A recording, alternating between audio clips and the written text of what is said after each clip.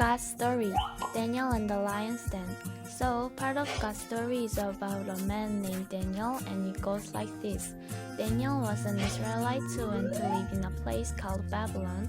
Israelites are a part of God's special family, and because they were in Babylon, they were expected to worship the God of Babylon instead of the one true God. Even though Daniel was far away from home, God protected him, and he became a well-known man in Babylon. He was one of King Darius's most trusted rulers.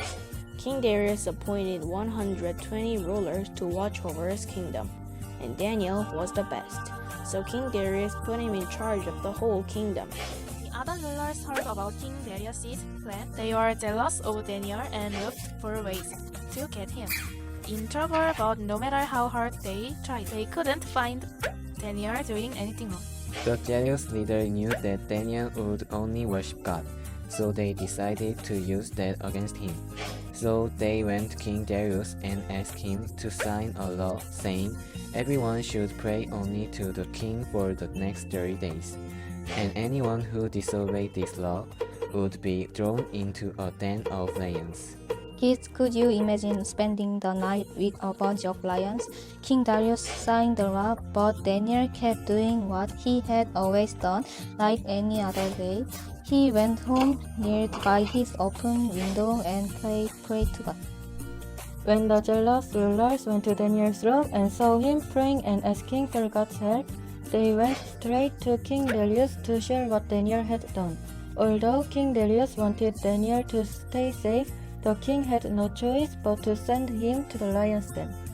And before Daniel was thrown to the hungry lions, King Darius said to him, "You always serve your God faithfully, so may he save you."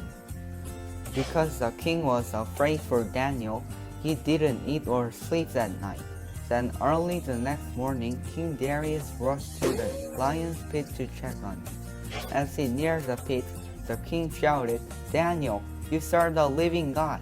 You always serve him faithfully. Was he able to save you from the lions?" Maybe King Darius didn't expect an answer, but he received one. Daniel replied, "My God sent his angel, and his angel shut the mouth of lions. They haven't hurt me at all because I haven't done anything wrong in God's sight. I've never done anything wrong to you either, Your Majesty." The king ordered the guards to lift Daniel from the pit. He was so happy Daniel was alive.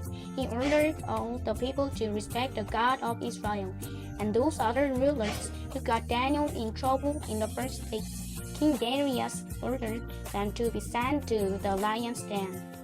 King Darius knew God protected Daniel because Daniel obeyed God, even when it seemed dangerous.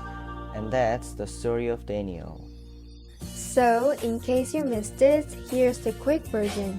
Daniel served the king, Daniel obeyed God. So, he was thrown to the lions. God protected Daniel, God protects those who obey him. And that's the part of God's story.